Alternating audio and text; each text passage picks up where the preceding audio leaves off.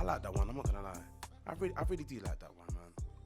What do you think of that one, bro? Loved it. It's nice, isn't Loved it. Yeah, man. Oh, you didn't know? We don't represent. This is Ro. Come on. Ro is here. Ro's inside the building. I have arrived. You've arrived. Yes, you're on time.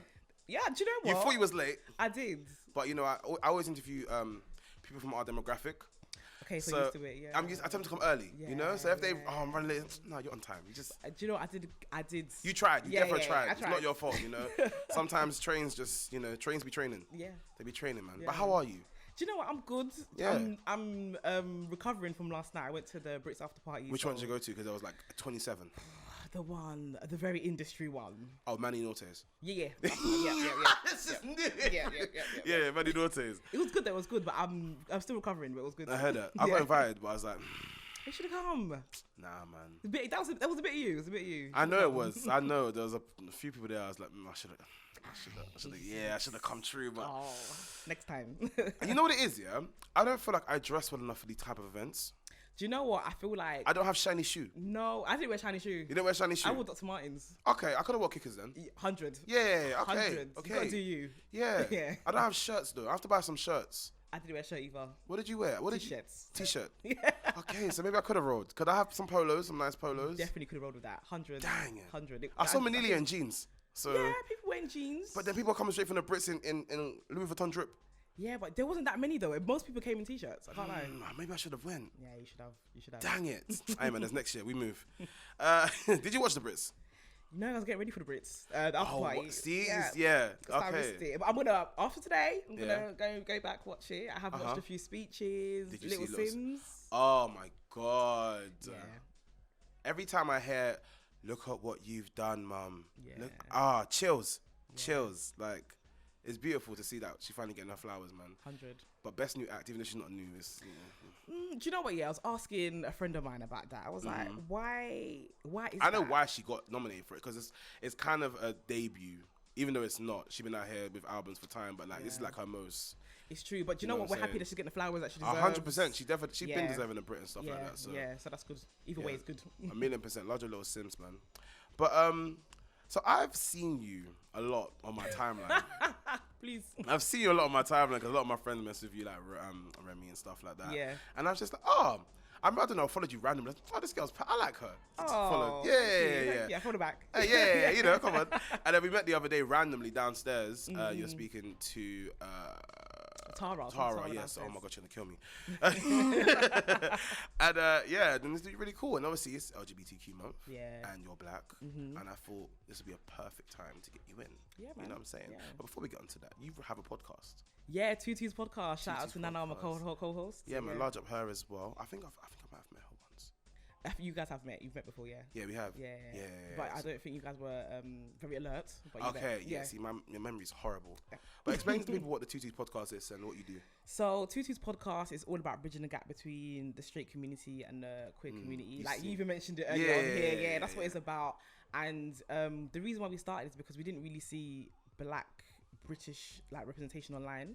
Like when you go on YouTube, everyone's American and we just have a different culture. We have you know what I mean, we walk differently, we dress differently, you know what I mean? So we thought let's be that representation, and it's just been going there since. Yeah, so what do you mean when you say bridging the gap between straight and the queer? Like what do you do to do that? We just try to break down a lot of the misconceptions. As much as like the straight community has misconceptions about the queer community, it goes the other way as well. It can go both ways. Yeah. So we just try to break them down and just trying to show that we're actually a lot more similar than we are different as well. And if we do have those differences, but we try to highlight what they are and simplify them, so we can just live harmoniously, you know? Yeah. What's one misconception? Because I've never heard from the queer side before. So what's one misconception the queer side has about the straight side? I would say that a lot of the time, especially black lesbians, they feel like men just automatically hate them. What?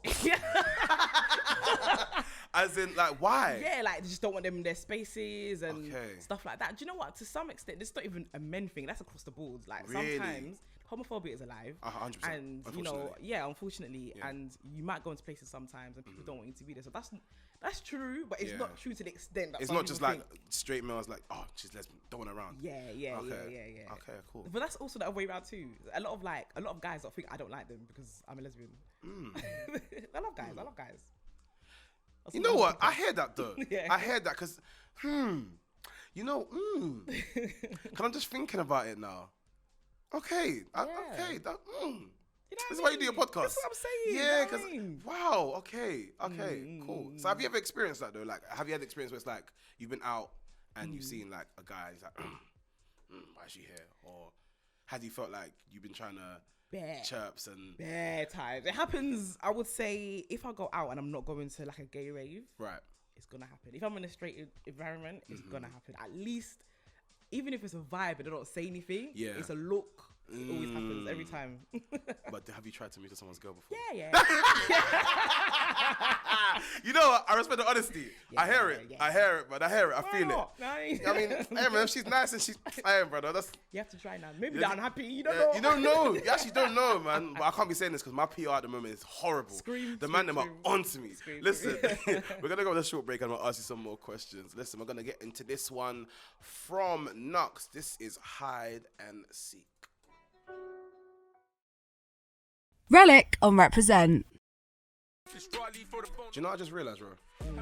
He kind of flows a bit like Central C, do you think?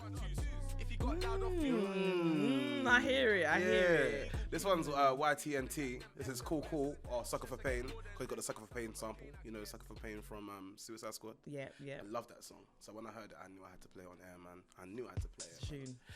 But we're still here with Ro, if you didn't realise. Inside. Now, Ro, you're black. Yeah, man. And you're queer. Yeah, man. I'm intrigued about blackness in the queer space. Yeah. I would assume because the LGBT community is marginalized and black people are marginalized, that there will be more of an understanding in the LGBT community towards black people.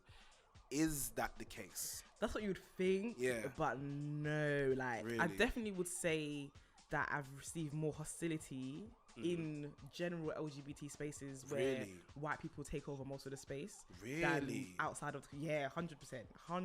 Like, you go to like a lot of queer events happen to be raves, places with alcohol and stuff like that, and you know, sometimes people have alcohol inside them, you know, certain sides come out of them that don't necessarily, and you can get that in queer spaces, whether it's looks, whether it's like, for example, Soho is meant to be the main LGBT like hub where everyone goes. We can't get into no club there. Still like that? Listen, no way. Nah, like the last time I went was me. Last summer I went with 3 other people, and we went to almost all of them, and we got turned down by all of them.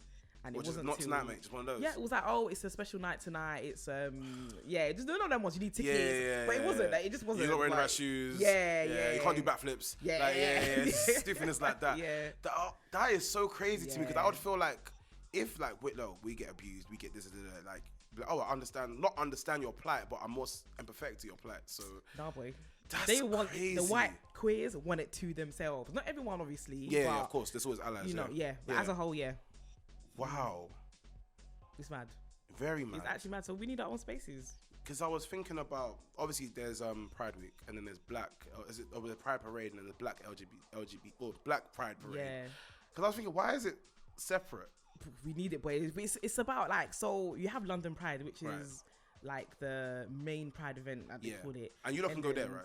Yeah, we can go. Okay. We call it White Pride. We do call it White Pride. okay, White Pride, yeah. So you got White Pride on the Saturday, and on the Sunday is normally Black Pride. Okay. And Black Pride is, so London Pride is like basically a parade, like you said. Yeah. Whereas Black Pride is literally more like a festival. Okay. So you go there, it's in one space, there's different tents, there's different music, and it's literally like a festival, yeah.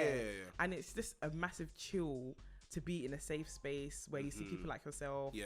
And there's people that I'm so cool with, but I only see them once a year, and it's at Black Pride, and that's it. Yeah. So that's why the pandemic has been mad, because we haven't had it for 2 years now. People have missed out. But I mean, Boris said that the thing's done now, so. No, what if you test positive, you'd have to. You don't have to isolate. It's we're here now, isn't it? That's crazy. Yeah. And you know what, man's here for it, man. I can't lie. I'm tired, man. You're outside. You'll be outside. Been outside. I can't lie. I've been outside. So have I, boy. So have I. Yeah, man. So because of that reason, where you know, there's still some iffy looks and whatever, and there's still the racism which is mind blowing to me. Yeah. Is that why you created that Black LGBT fund? Yes, 100. So the reason why I created that was it was in the first lockdown and it was during Pride Month, and it was like around the time where the whole George Floyd stuff was happening as well, and I was just going online. It was just bare trauma online, and it was even affecting me mentally. Yeah, 100%. And I was like, oh, if it's affecting me, it must be like affecting others, like in our community. Yeah. So I said, let me raise £1,000 and I split it between 2 people to get therapy. Sick. And then it ended up being like 75,000. Like, wow! Oh my god! Yeah, it was mad. It went crazy. Yeah. And it's ended up being an organization that we're still doing today. It's not. Sick. Yeah, so it's a lot of work. Yeah. But it's also very necessary as well. Yeah, definitely. That's really, really good. Congratulations. Thank you. Oh, sick, man. Yeah. But it is LGBT month, History Month. Why is it important to have an LGBT History Month? Because it's just important to remember those who've paved the way before us, right? And you need to kind of remember where it's come from. And I feel like when it comes to the LGBT community, especially the Black LGBT community, people think it's a Western thing, right? And we've just come here and adopted like some white people's behaviors. But if you really look back into history, it's there, it's written, like people written in their caves and stuff like that. Really? Even like, if you look at the Yoruba language and Igbo languages, gender didn't exist before a certain time. Okay. And like women were marrying women. Because I remember seeing something about Native Americans. They had something called, was it Two-Spirit? Yeah. Which is like a thing I've seen it's been coming back recently. A lot of people started to it was like tapping into that. Yeah. Yeah. So yeah, you just have to know where like it's come from, and I think it's also that validation, knowing there was some people before you that live like this. Yeah, it helps. You know what I mean, it helps you accept yourself as well, and speak to your parents about it if you're someone who struggles with your parents. Yeah, 100%. That's really good. Do you feel like it's publicized enough? Because I'll be very honest, I did not know about this until Represent told me, actually, like this month. They're like, oh, it's LGBT History Month, try to get some LGBT people. And I was like, okay, that's sick. Yeah, I didn't know about it, and it's been, I didn't know till about 3 years. Okay, yeah, so it's not public. Yeah. I was on TikTok the other day, actually. I was on TikTok and it had like a whole banner like, oh, it's LGBT History Month. I was like, okay, so it's being more publicized, but obviously if we both just I think because everyone concentrates on Pride Month, right? So Pride Month is about celebration. Yeah, there's a lot of corporate money that goes into it. Yeah, like, everybody wants to put the LGBT flag and show that they're inclusive and all this stuff. Yeah, whereas LGBT history is not as cool. Do you know what I mean? Yeah, so yeah. No, I heard that. Yeah, I feel you. Okay, man. Well, thank you for coming on my show. Oh, bro. Thanks for having me. I appreciate it, but you're not going anywhere. Yeah? Okay. No, you're not going nowhere because I've got a game for you. Oh, yeah. Small.